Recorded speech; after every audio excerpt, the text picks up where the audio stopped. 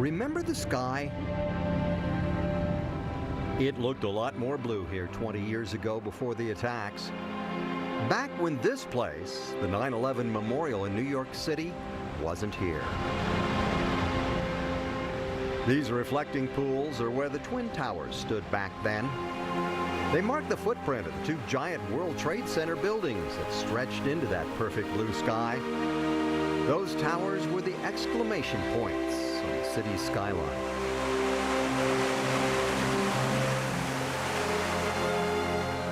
Now, the largest man-made waterfalls in North America flow where steel, concrete, and glass used to be. Waterfalls that evoke tears for many people who come here. I think of crying because it makes me want to cry being here, and so that water and the amount of water just reflects with my heart. I lost no one, but still, what can I say? The water flows artistically into voids in the middle of the pools. Those voids never get full. It's why the architect calls the memorial absence made visible. The whole place feels like that, actually. This 8-acre site in the middle of a giant, bustling city is so peaceful, so powerful, so meaningful, it almost makes you forget just how awful it was here on September 11th, 2001.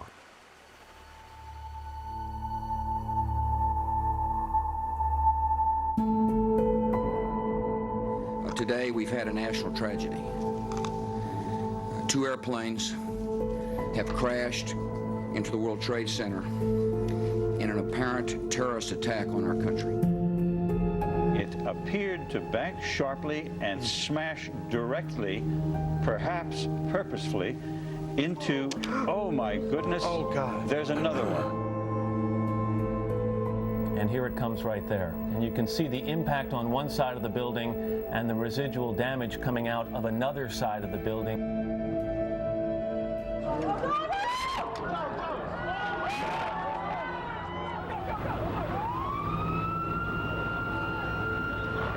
And there, as you can see, perhaps the second tower, the front tower, the top portion of which is collapsing. Good Lord.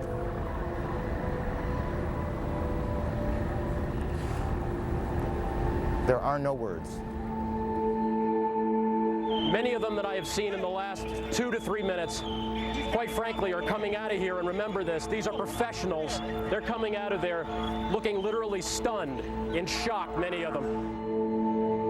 Again, it appears that an aircraft of some sort did hit the side of the Pentagon. Police force here in the Pentagon has been urging people to get out of the building and move away from the scene so they can handle the emergency situation. To my left is a huge field of corn. To my right is a rolling green pasture. People here at the scene say there are no large pieces of debris even left from the plane. No hope of, at this point, it seems to be no hope of survivors.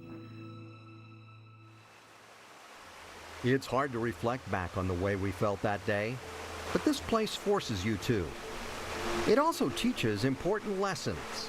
The Widener family from Colorado visited the memorial. They learned about the buildings and people now long gone after that horrible day. It's just amazing how big they are and how tall they were. And just how many people died on that day. It's very emotional, but also very amazing. It's the names here and how many there are and how many holes in people's lives there must be. And how deep these holes are, you know, represents how deep those holes must be in everybody's lives. Deep holes in the ground, surrounded by the names of nearly 3,000 people. Some who were just going about living their lives that day. Others who faced down danger to try and help a stranger. Each name etched in pain. Together they form the soul of the 9/11 Memorial.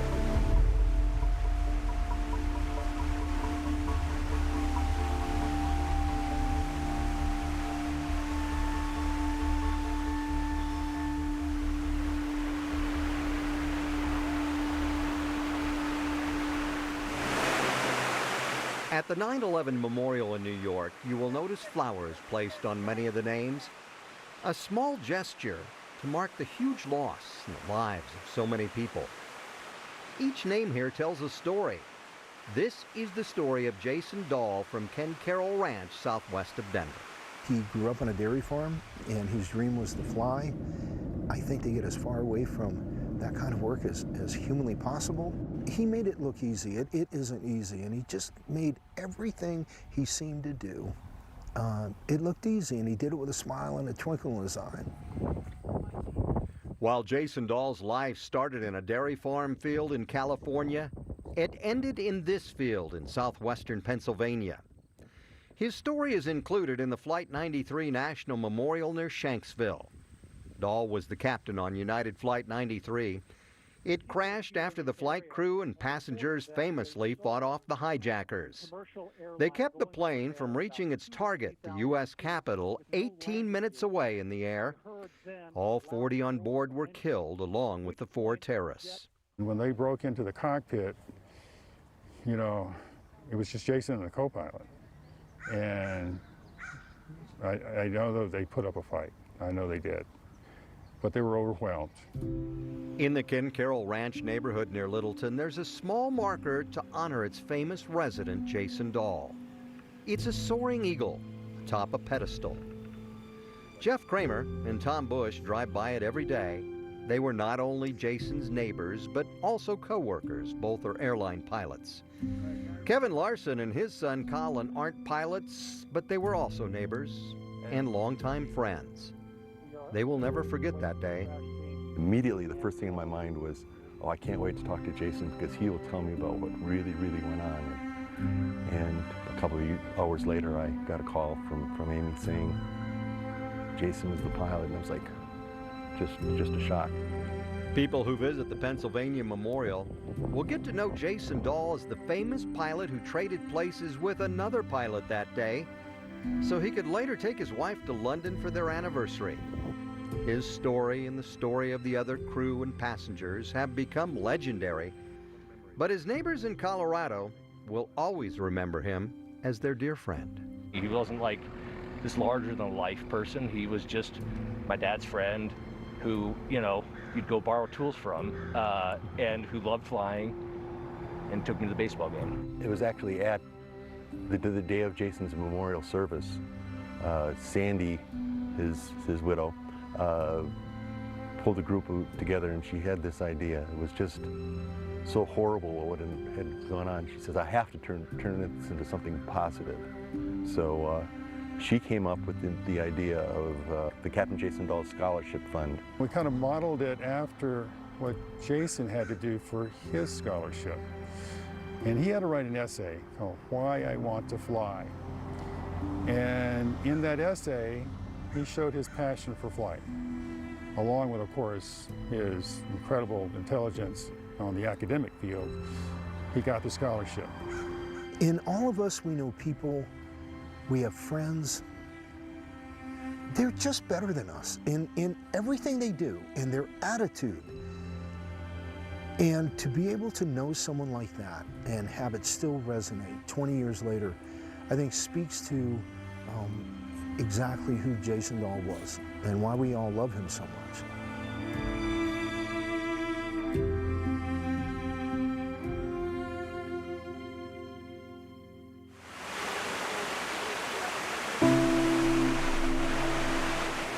There's another name on the wall that tells another story. Christopher Faunan's name.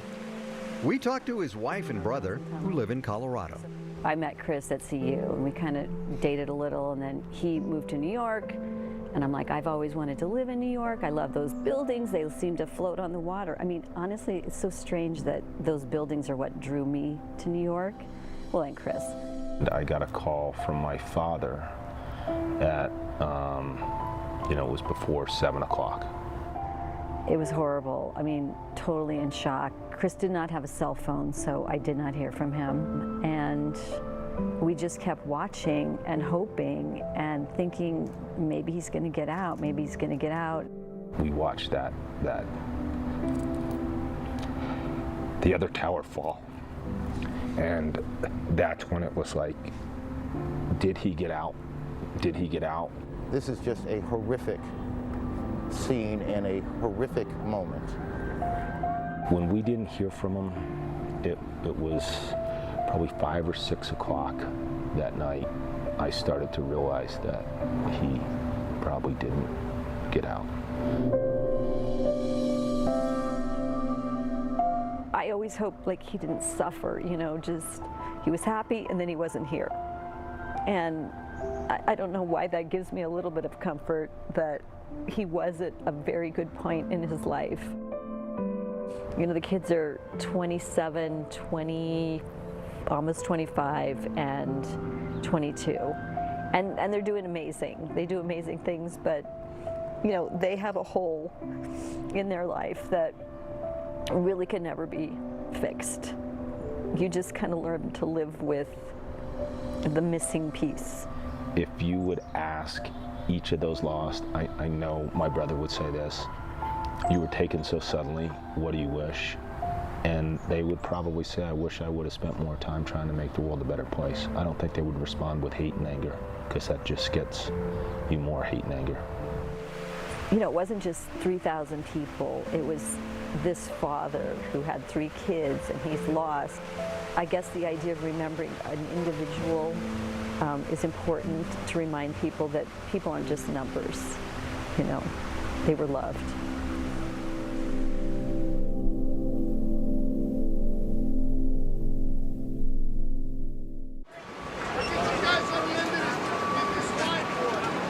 At a warehouse in Lakewood, Colorado Task Force 1 has gear packed up and ready to go. Backpacks stored, PPE at the ready, logistics spelled out on a whiteboard. Trucks, boats, and equipment gassed up and lined up. This is the home of one of 28 FEMA urban search and rescue teams.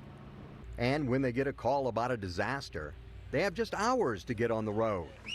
That's what happened 20 years ago when the World Trade Center towers collapsed. It was so much more overwhelming than really even what you saw on the news. And we got there a number of days after, just as they were switching from rescue to recovery, our first day. 62 people from Colorado worked at Ground Zero for a week. They got to New York on a military transport and were there with others on what was called the pile. It was the debris from the buildings and so much more. It was a memorial. It was an incredibly dangerous place to work. It was a spot where we're not only looking out for the people that were lost and trying to honor them and find them and do what we could, but also taking care of the people that were working there now and making sure that they weren't getting hurt. This video was shot by a young FEMA public information officer from Colorado named Jim Chestnut. The deal was that we tried to exercise no editorial judgment about what we were doing. Document it, make it available to the media and to the American public ultimately. But we did make a conscious decision to avoid, you know, gratuitous shots of the death that happened there. Jim says if not for the Broncos-Giants Monday Night Football game the night before 9/11 in Denver, he wouldn't have gotten to Ground Zero so fast. He was all set to drive there since no flights were leaving from DIA. But FEMA managers called him and said they got him a flight. One runway was open so a private jet owned by the New York Giants could leave with some FEMA workers on board. Jim got to the pile right away, but wasn't really ready for what he saw going in. There'd be families and sometimes children about the age of my own daughter who would hand me a picture of their mom or their dad and say, when you go in there today, will you try to find them? And so, I mean, you know, you have to be either dead or a robot not to be touched by that, right? But I felt it, but I don't think I fully felt it, okay? One reason Jim Chestnut and Colorado Rescue Team 1 ended up on the pile is because the previous year they had trained for this type of work. That training took place in Denver in the ruins of the old McNichols Arena. When they tore it down to make way for the new Pepsi Center, the rescue teams practiced searching the rubble. No one knew it at the time, of course, but it was the trial run for this. These things are 60 stories high. I look around. where can you go? How fast can anybody run? I can't run that fast. It's the most horrible thing I've ever seen, sir. Most horrible thing I've ever seen.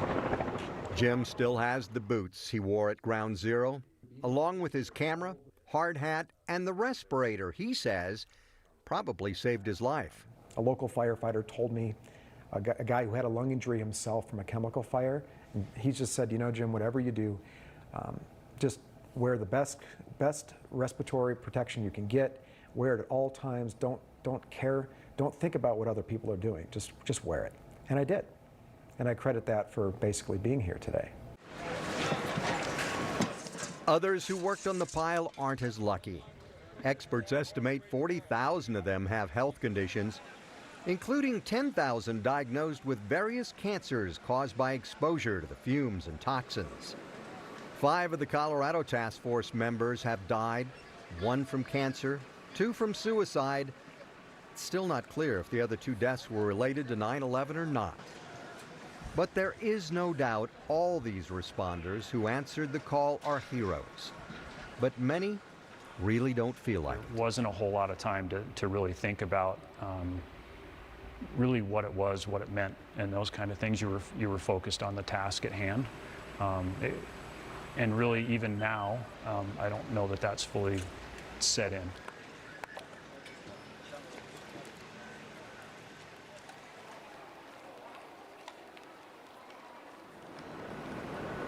It teaches us lessons.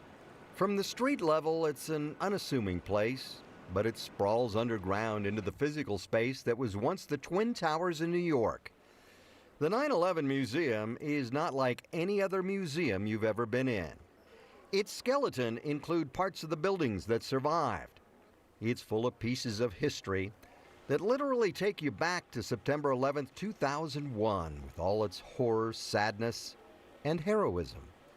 So many people watch what happened on TV, but this is much closer, much more personal. And this was a global event. You know, it's estimated that almost 2 billion people, nearly a third of the world's population, was witnessing these attacks as they were unfolding live. And that was really the first time that technology had ever allowed for something like that to occur. There's a smashed fire engine from Ladder Company 3 that teaches us about the sacrifice of the hundreds of firefighters and other first responders. Looking at the fire engine reminds us of the many firemen who ran up the stairs into the danger and didn't survive. They did it so the people running down the stairs would. There's a smashed piece of a giant TV and radio antenna on display. It sat atop the North Tower. It teaches us about the bravery of everyday people doing everyday things. An engineer for New York TV station WPIX and others kept it working after the attack so the stations could stay on the air. Stephen Jacobson was one of those engineers. He was trapped, unfortunately, on top of the North Tower after the North Tower was impacted by Flight 11. But he continued doing his job along with several other colleagues of his, ensuring that people around New York City were understanding what was happening. One of the museum's walls tells a story. It's called the Slurry Wall, and it was built under the Twin Towers to keep water from the Hudson River out of the World Trade Center site. Amazingly, it survived the collapse of the Twin Towers. There was a lot of fear that the wall would collapse, potentially cause flooding to the site and throughout Lower Manhattan. Luckily, that didn't happen. So many lessons taught by so many steel beams and scraps of history. And it's a good thing this museum is here to teach us, because unfortunately a lot of schools in the country don't. Many people who weren't born 20 years ago have no idea what really happened here. Meredith Ketchmark is an assistant director of education at the museum. You know, I myself was 10 years old on 9/11, so when I think about the years up until I started working here in 2014, just after the museum opened, I was in that same boat of going through my history classes, never learning about the attacks. She's hoping that will change, and the 9/11 Museum does offer programs and curriculum to guide teachers and encourage learning. And there's a larger-than-life art exhibit here, a wall made up of 2,983 tiles for each person killed on 9/11. Each watercolor square is a different shade of blue. The artist Spencer Finch titled it trying to remember the color of the sky on that September morning. It includes a quote from a Roman poet. It says, "No day shall erase you from the memory of time." That's what this place is all about, inside and out. The museum's website features a poem that seems fitting when visiting here. It is by New York poet and activist Kevin Powell. He wrote in part, "From the remains of this madness, I detect a heartbeat called life.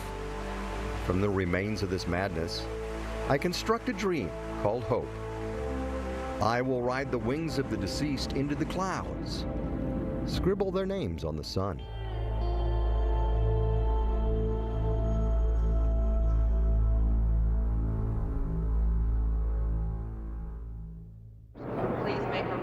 On 9/11 20 years ago, this was the scene at DIA.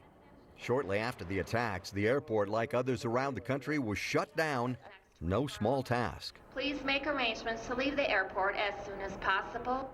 It took until about 2 o'clock that afternoon, September 11th, for all the concourses to be evacuated, and then a security sweep done on all those concourses and locked down. Planes were ordered to land at the closest airport. For 75 of them, that was DIA.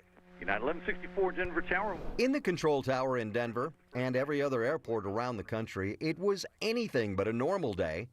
Tim Sanders was a controller in Atlanta then. The supervisor said nobody goes around. They all land. And if you got less than the 3 miles, the standard separation, they're still going to land. Got to work, and it was the most eerie thing that there was no airplanes at all on the scope, completely blank. And our airport was filled up completely.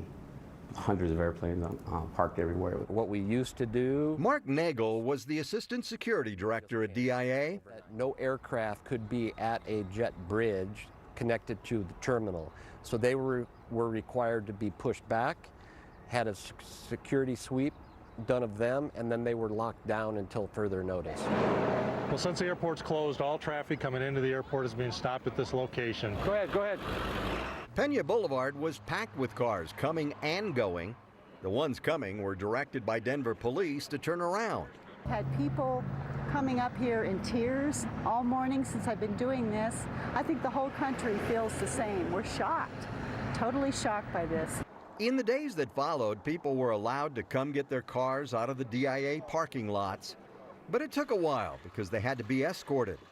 That didn't sit well with some, but Mayor Wellington Webb had a message for them. They should be happy they're alive today, and they should take their time and thank God. People frustrated and unhappy with airport security procedures is something that still happens. Every small little incident was something really that security experts don't really understand. That hits home to me even now, because we're 20 years after. And have we really forgotten? I hope not, because that's a significant part of history for the aviation industry, and we need to learn from that history. Things are so different now. Some 60,000 TSA employees screen bags instead of private security companies. Full-body scanners and explosive detection systems are now used at most airports. It used to be okay to carry knives, baseball bats, box cutters, and scissors on board a plane. The way we pack for a trip is different, as is the way we think about security, the way we fly. It's all because of what happened on 9/11 20 years ago. The day it all changed. If you ever get the chance to visit the 9/11 memorial here, get ready for a remarkable, emotional, and educational look at that dark day in American history. But if you can't make it to New York City, there is a fitting tribute to the people we lost on 9/11 in the Denver area. We leave you with a closer look at the Broomfield 9/11 Memorial. Thanks for joining us.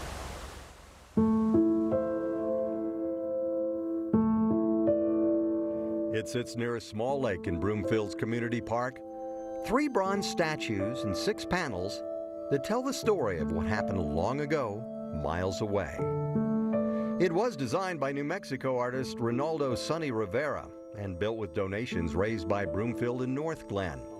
The fire chief in Broomfield at the time got the idea when he ended up with a piece of metal from the World Trade Center. It was incorporated into the statue of a firefighter leaning on a beam. That fire chief, John O'Hare, who is retired now, says firefighters in New York and elsewhere tell him how impressed they are. They were very appreciative of the fact that Colorado, being almost 2,000 miles from ground zero, took the time and the effort and the community put in as much as it took to make this memorial happen. Besides the firefighter statue, there's one of a police officer comforting a child, and of civilians helping each other after the attack. 3 panels there tell the story of 9/11. One shows the field near Shanksville, Pennsylvania, where Flight 93 went down. Almost immediately there was a makeshift altar that was set up, which included a teddy bear to signify the innocence of the lost children that were on board that flight. On the back, the names of the people lost there, including pilot Jason Dahl. Another panel shows the attack on the Pentagon in Washington, D.C. that put a gaping hole in the building. On the back, more names of the 189 people killed there. The third panel is Ground Zero in New York, the Twin Towers replaced by beams of light climbing into the sky in remembrance of the attacks. More names on the back, rows and rows of names, more than 2,600. The attack in all 3 places killed thousands of Americans and people from 78 different countries. When walking through the memorial, I thought back to my interviews for this program. Almost everyone I talked to mentioned how Americans came together on 9/11, put differences aside, and helped each other cope. I thought of how different things are now. You're looking for something good in this country to remind you of something great. At 9/11, I felt like we did come together. We had a common purpose. We had a common compassion. We had a common suffering that we shared. And the response wasn't political, it was just human. I know we get upset at each other. I know we have different issues and all those kind of things, but we're all people trying to do the best that we possibly can. And I think it's important to remember that. Take a day out of the next year and volunteer for an organization and do something good. Help somebody who is down on their luck. And just remember that, when we're fighting about certain things recently, that we're all Americans. We all want what's best for each other, and let's kind of put aside some of these divisions.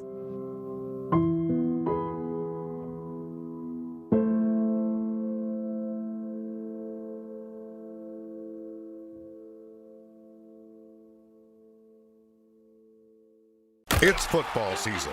That means it's time for big plays, hard-hitting action, and a strong defense. But if you're hit hard in a car wreck, call the team that's been fighting alongside the people of Colorado for over 30 years.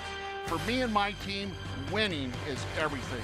And when you hire us, if we don't win, you don't pay. Call me now, 303-757-3300, or go to fdazar.com. Frank Azar, proud supporter of the Denver Broncos. KUSA is not responsible for and does not endorse any claims, products, or advertisers mentioned in this program, and disclaims any liability for any representations.